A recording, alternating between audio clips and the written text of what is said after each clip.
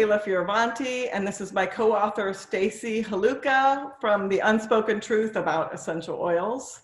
And basically, we're here to have a little conversation today and share it with everybody.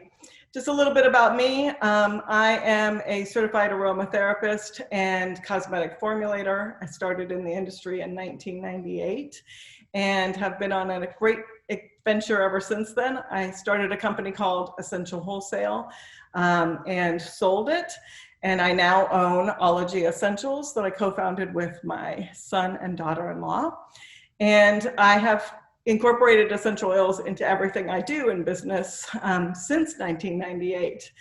And as an aromatherapist, I was staying really quiet on the topic of the multi-level companies and what they were teaching. And it was bothering me all the time that I kept hearing these rumors of people being taught to drink essential oils and to use them straight and directly on their skin. And it really bugged me, but I was just like, oh, I don't want to bash another company, so I'm just going to be quiet.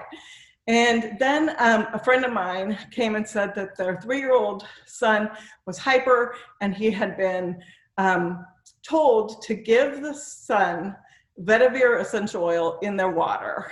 And I just lost it. I was like, that's it. I'm done. My silence is over. I am going to talk about safety, and I'm going to name names now. And so that's when I wrote the now viral blog post, Safety Warnings That Young Living and doTERRA Won't Tell You. And that kind of started my journey that led me to Stacy. Because in 2014 is when I wrote that blog post.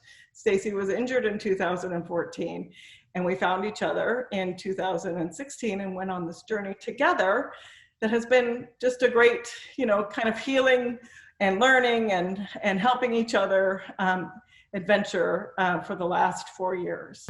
So we met in 2016, and we started talking about writing a book, The Unspoken Truth About Essential Oils. And it basically tells Stacy's story. And we also had an incredible team of aromatherapists and people in the industry who totally supported us with great content. So the foreword is by Dr.Pappas, also known as Dr. P. And then the epilogue is by Scylla Hanger-Shepherd. We also have Martin Watt's conclusions, and then from Robert Tisserand, we kind of have a breakdown of what happened and kind of explains what happened to Stacy. So we're going to talk a little bit about what happened to Stacy and get a little deeper than what she's talked about before. So welcome, Stacy. Thank you. Thanks for having me. This is great. Yeah. So tell me your kind of origin stories of how you got into essential oils. Oh my goodness. So I was approached by a friend of mine named Debbie who introduced me to doTERRA essential oils.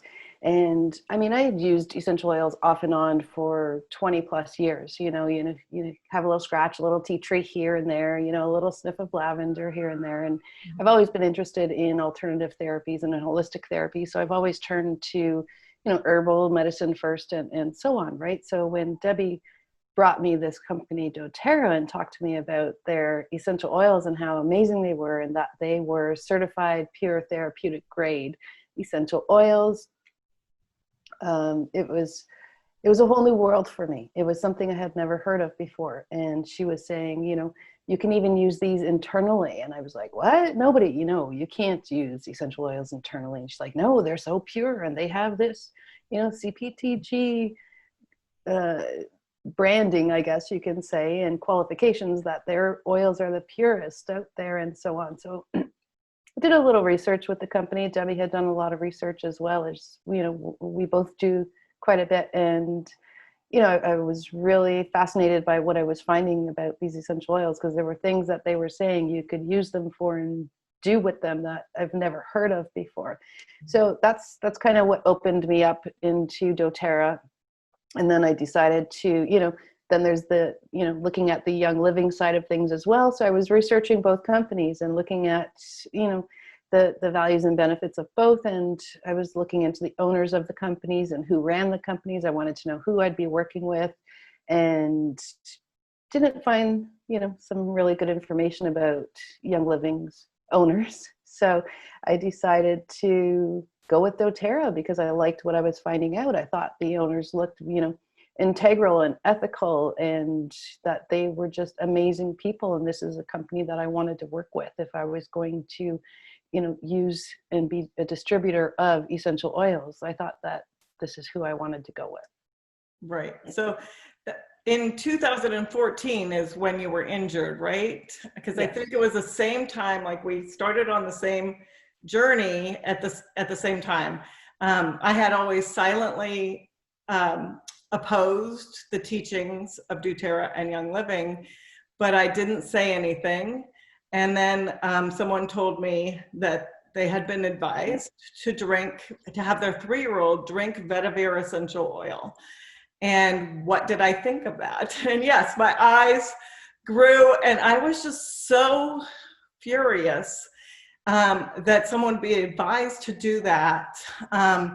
And that I went upstairs and I wrote a blog post that became a viral blog. It's basically like 12 safety tips that Young Living and doTERRA won't tell you. And that went viral, and that kind of really started my journey. And I think that's probably how you found me in your journey. So if you'll just kind of talk a little bit about getting injured. I know you talked about it in more depth, and they showed great graphics of your injury in the show UnWell on Netflix. So if you just kind of, for anyone who hasn't seen the show yet, talk about that a little bit. Yeah, it was, shortly after I had signed up with doTERRA, and I got my, I remember getting my first package that had all these oils, and I couldn't wait to delve into them. And really all that they send you with your initial kit is a few brochures, and it's mostly about how to make money in the business and how to get people to join. And there's really no education about essential oil safety or how to use the products, and there really wasn't much else to go on, right? So they expect you to go onto their website to read information. Excuse me. They did send links to their trainings and so on. So I delved right into the trainings, because if I'm going to use something and I'm going to recommend other people use something, I want to know everything I can about it.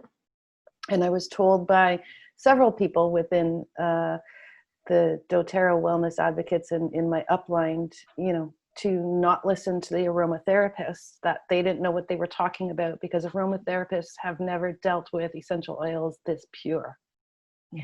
So, because I started questioning the usage recommendations and how you can take, use them internally and so on. And I over and over again got told, don't listen to aromatherapists. That's outdated information, and these oils are more pure and so on. So I got into the brainwashing side of it. I ended up believing what I was being told, because these had their own certification.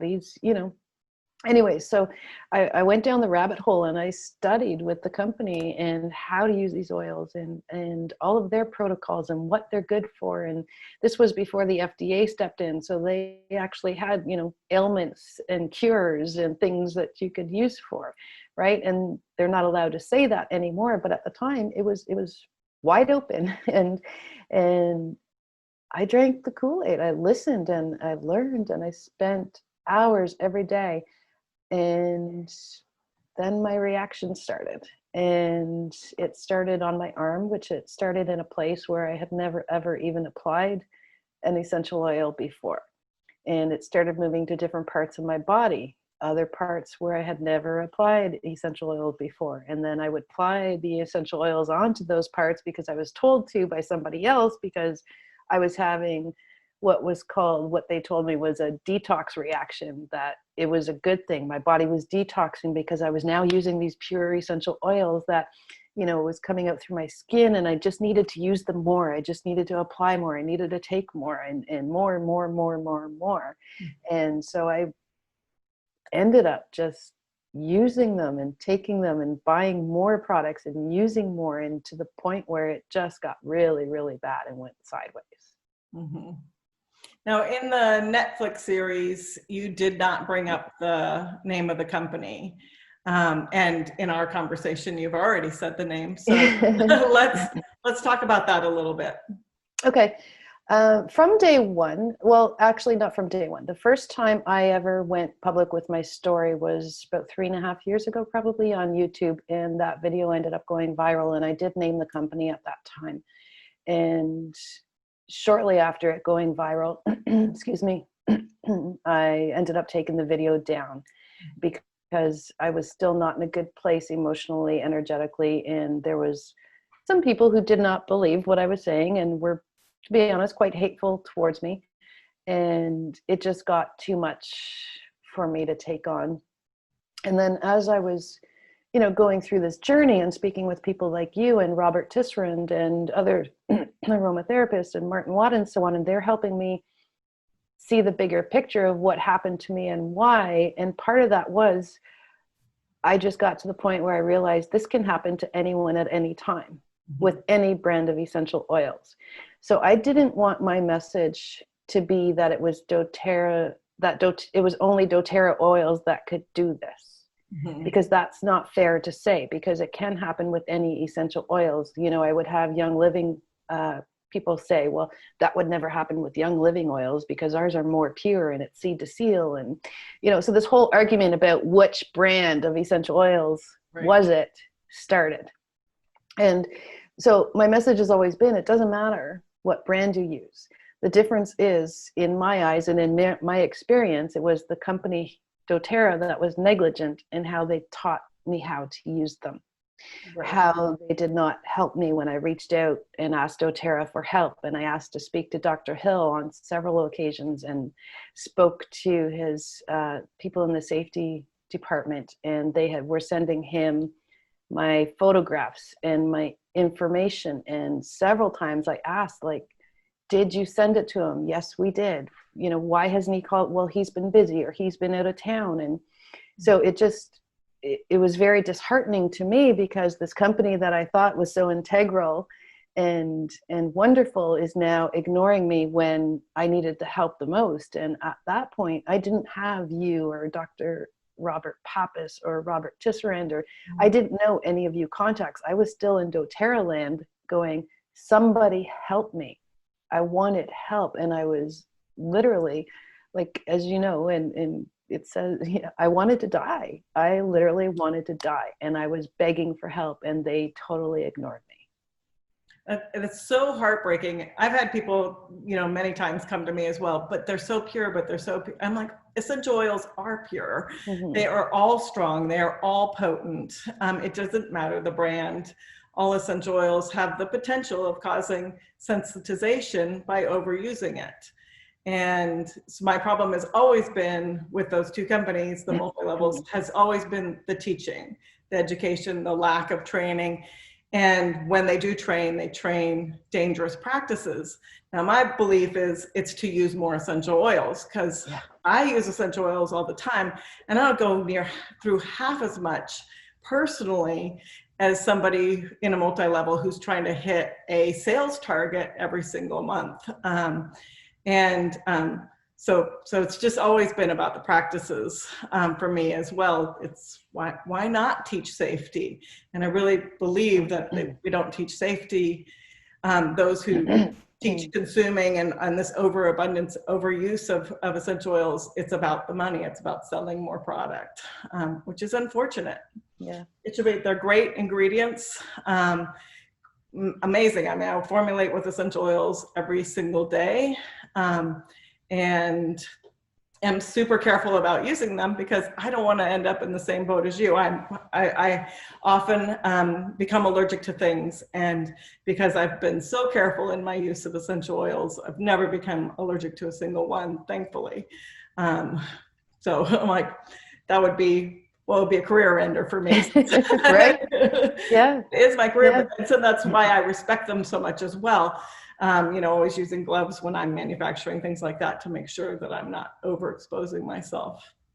Absolutely. And I think that's what I'm hearing from a lot of people that I've talk to as well, and people that formulate soaps or bath bombs, and they're doing this all day, and then all of a sudden they started reacting and they're reaching out to me going, help, is this why, right? Because they weren't using those certain precautions. And people have to understand just, you know, how, I don't want to use the word dangerous, but it is like, it can be very dangerous. These are powerful, potent chemical constituents that people are dealing with. They don't understand that. They just think it's an oil from a plant, you know. So maybe you can talk a little bit about that. Well, yeah, they're incredibly potent. I mean, they were never designed to be consumed in your water where they separate. So people put it in their water and they think, oh, I'm diluting it, so it's safe.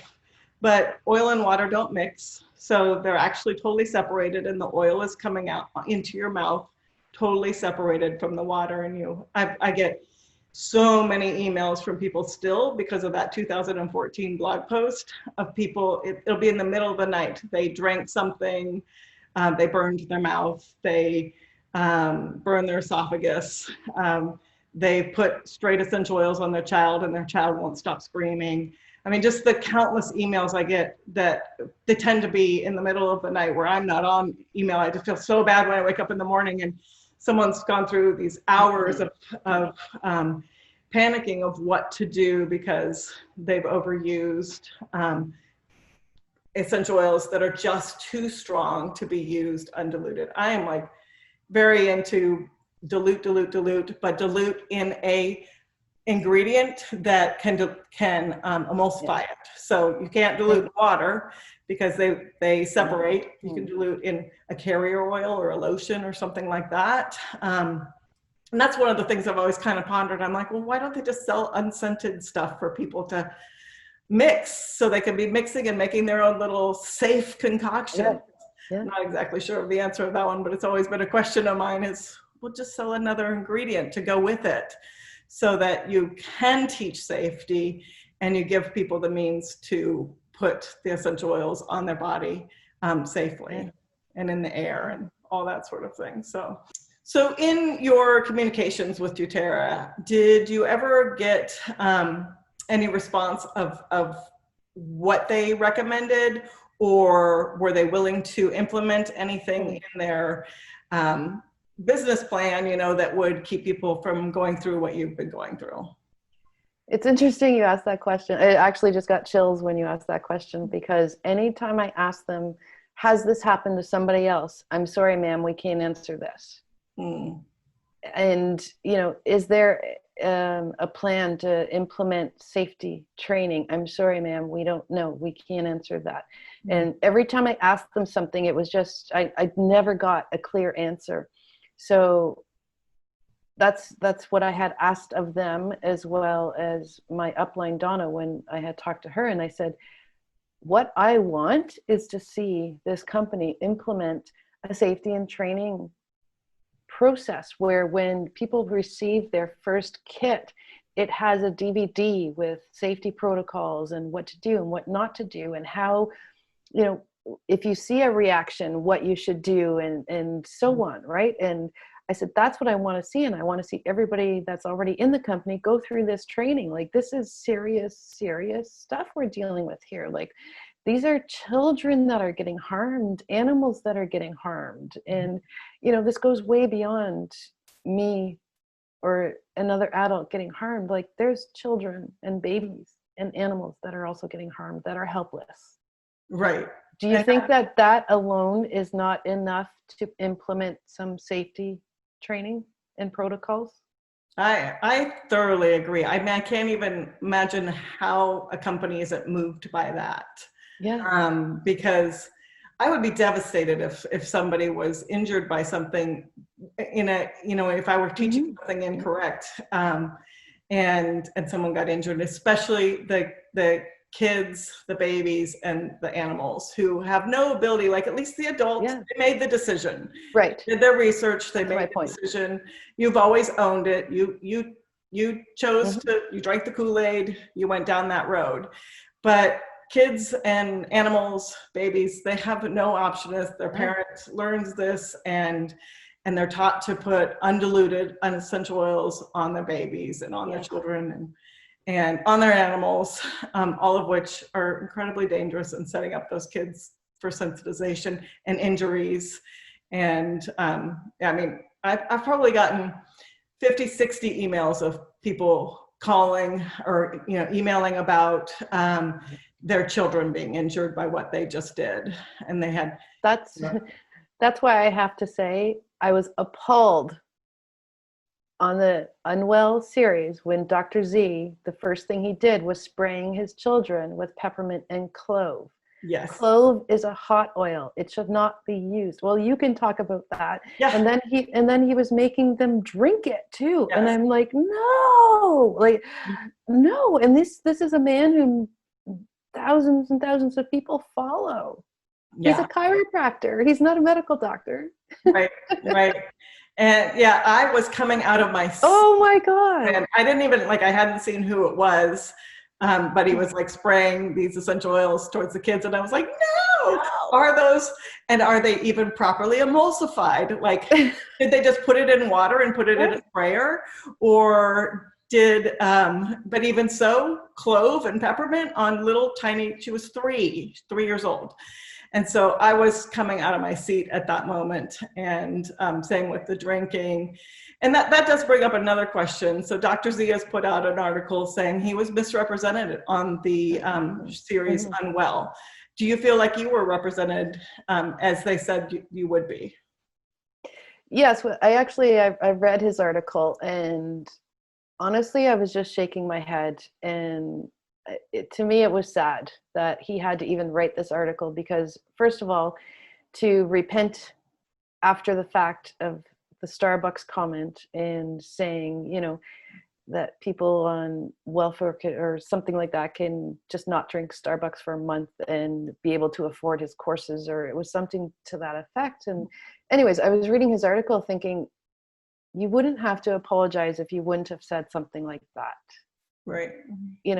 And to me, let's face it, we all know how TV shows are produced and stuff. Producers are going to use anything that's going to be a little bit more dramatic. Mm-hmm. So you have to be careful of what you're saying. And especially when you're in a place like he is with so many followers, why would you even say something like that? Why did that even come to his mind, right? Mm-hmm. But outside of that, did the producers, in my experience, they were honorable, they were integral, and they did everything they said they were going to do. Okay. They honored my wishes because I was very clear on a lot of things and how and what I would do, not say. So one, because, I was kind of done with telling my story at that point. And I am so pleased with them. I am so grateful that they did exactly as they said. So in my experience, they were beautiful people, and it was perfect. That's great. That's really great. I'm glad to hear that. Now, one of the things I get asked all the time as your co-author, and when people are looking at the book, I'll be at events, and I'll have spoken at an event, and people come back to my booth and they're looking at my books and they're seeing your pictures and they're freaking out. They're like, oh my gosh. And everyone wants to know, are you okay now? Tell us how you are now. Yes, that's a question I get often as well. I am okay now. Life has changed drastically over the last year. It's been a year and a half. So since March of 2019, since I've had any sort of skin reaction or anything like that. So, the last year and a half, I've been doing really well. Now, with saying that, there's all of these that are garbage for me. And this is only part of my essential oil collection that I kept from doTERRA. I can't use these. I don't use them. Once in a while, I have different brands that I'll open up the cap and I'll sniff them because I just want to sniff. Right. There's still that part of me that wants it, right? But yeah, I had to overhaul my whole life to no fragrances, no perfumes, and a lot of different things. And to this day, if I come near somebody who has very strong perfume or something, I'm like, ah, like I literally, I can't even breathe it in. Like I have a physical reaction to it. Now, whether that's just psychological and mental because of what I've gone through, I don't know. But I'm very careful with products that I use. But yeah, I'm doing pretty good. That's good.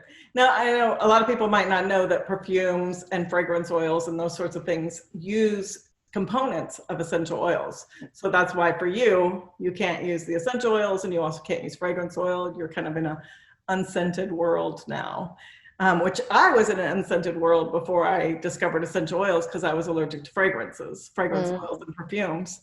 And then I discovered essential oils and they were so precious to me. I've treated them with great respect. And actually, go ahead. Go ahead. No, I was just going to say that just as a caveat, there are a few that I can use now, so I don't go around stinking.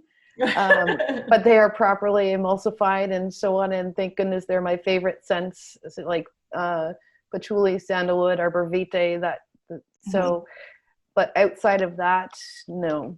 But it took me a long time to trial and error to see, find the ones. And so I'm just sticking with those for now. Yeah, that's good. I'm glad you could do that. When I first got into essential oils, it was because my son had ringworm and tea tree cured it. And I was like, whoa, not only did that cure my son's ringworm, but I'm not having an allergic reaction to something that smells. So I started reading and reading and reading. A friend of mine was in Young Living and gave me the book that Gary Young has out, or had out way back. This was like 1998. And I was reading it going, none of this matches what all the other books say. And I was like, how can all the other people be wrong and just the founders of these companies be right? It doesn't match for me. So I was like, no, thank you to Young Living. I'm going to go, make products and have fun with it that way. But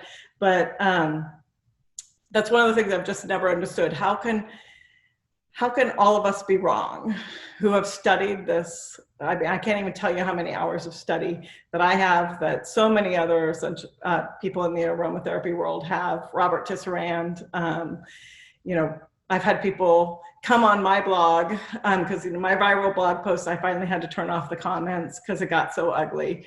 And people were attacking Robert Tisserand. I'm like, are you kidding? Like, there's nobody more knowledgeable than this man.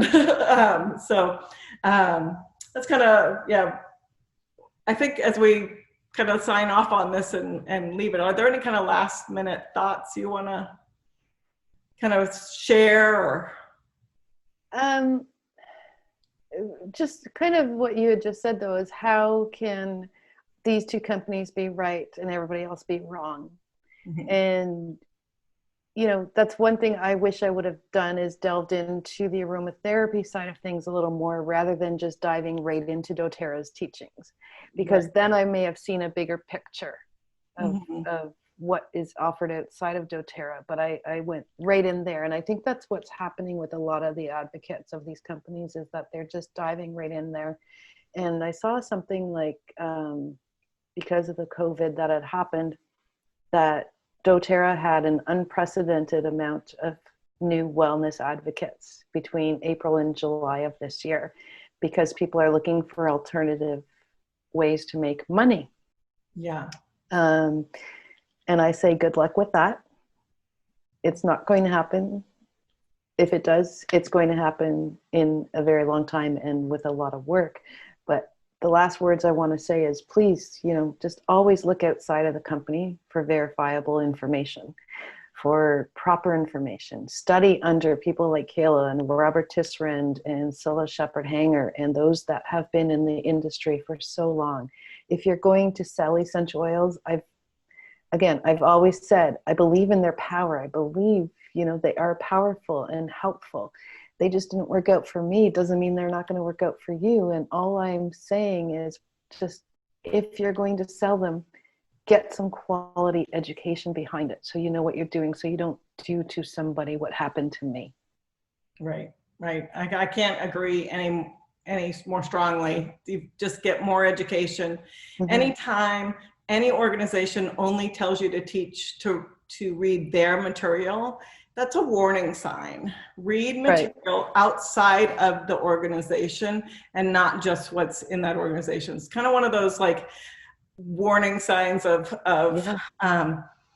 any sort of cultish behavior starts with, I'm not saying they're cult, but I'm just saying any kind of cultish behavior starts with only read our material, only listen to our experts, don't listen to anybody outside of that. That can be in a church, that can be in any kind of setting. And while that might not be the intention of either organization, there are people who get involved in things and kind of turn things in the wrong way. I used to be in a multi-level as well, long ago, and drank the Kool-Aid and wasted massive amount of money and time trying to meet the monthly minimums and, do all those things that basically help everybody above you, but not yourself. Yeah. So I really kind of understand how you get there, how you can get someplace where you're like, yeah, I could make a living doing this.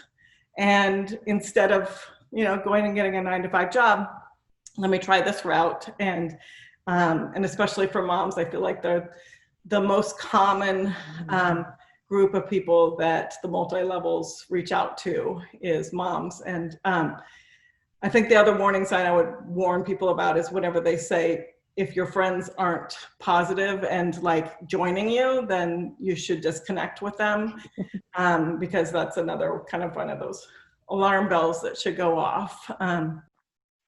Well, Stacey, I'm so glad we could get together and have this conversation and share it with both of our audiences. I really encourage people to watch the Netflix series UnWell. The episode 1 is about essential oils. Some of the other episodes are quite fascinating as well. It's a good series. I really encourage people to watch it. Stacy and I have written a book called The Unspoken Truth About Essential Oils, and that is really designed to tell her story and help people use it kind of as a guidepost not to follow. Don't come this way, because we don't want people to have to be separate from essential oils forever. So, and come join us. We'll be talking more as time goes on. We're going to share more information about Stacey's story and where she's going from here. Now that the series has come out, the book's out, she's doing well. Let's talk about what's next in a future episode. So thank you for joining me. Thank you for having me.